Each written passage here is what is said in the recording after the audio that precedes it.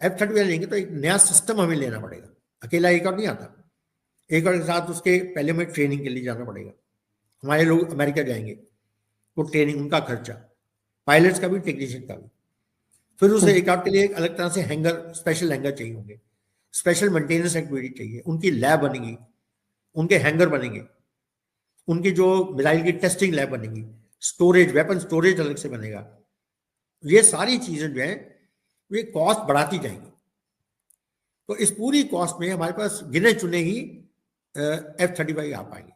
दूसरी चीज, अमेरिका के जो इसके पार्ट्स हैं वो बहुत कॉस्टली है, तो आपकी जो, जैसे आप बोलते हैं, मेंटेनेंस कॉस्ट बहुत हाई रहेगी।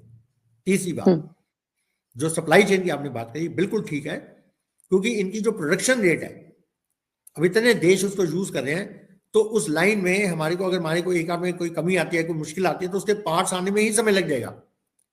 तो एक आध ग्राउंड पर रहेगा, उसे बोलते हैं AOG, एक आउट ऑन ग्राउंड। और ये किसी भी देश के लिए AOG होना बहुत ही बुरी बात है, क्योंकि आपने एक में इतना पैसा खर्च किया, लेकिन वो एक फ्लाई नहीं कर सकता क्योंकि उसके पार्ट्स नहीं है। चौथी बात, अमेरिका जब भी आपको फाइटर देता है या कोई ऐसी चीज देता है, उसे बड़ी सारी रिस्ट्रिक्शन लगाता है।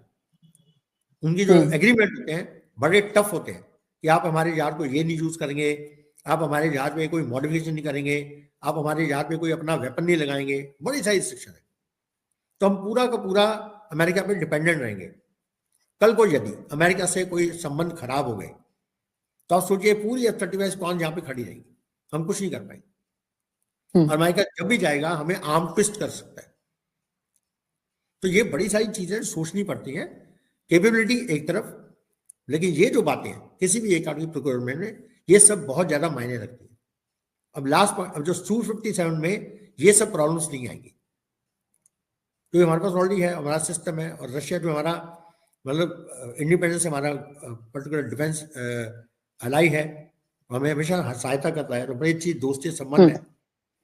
तो इन दोनों को देखते हुए, तो जो आप कॉस्ट वाइज देखिए, मेंटेनेंस कॉस्ट वाइज देखिए, ट्रेनिंग कॉस्ट, कुछ भी आप कैलकुलेट करिए, तो दोनों में बहुत ज्यादा अंतर है।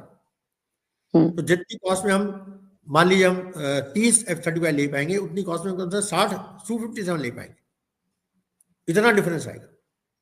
और फिर हमें कुछ करना है, ये डायरेक्टली एक आउट स्टेट में अडॉप्ट हो जाएंगे Su-57।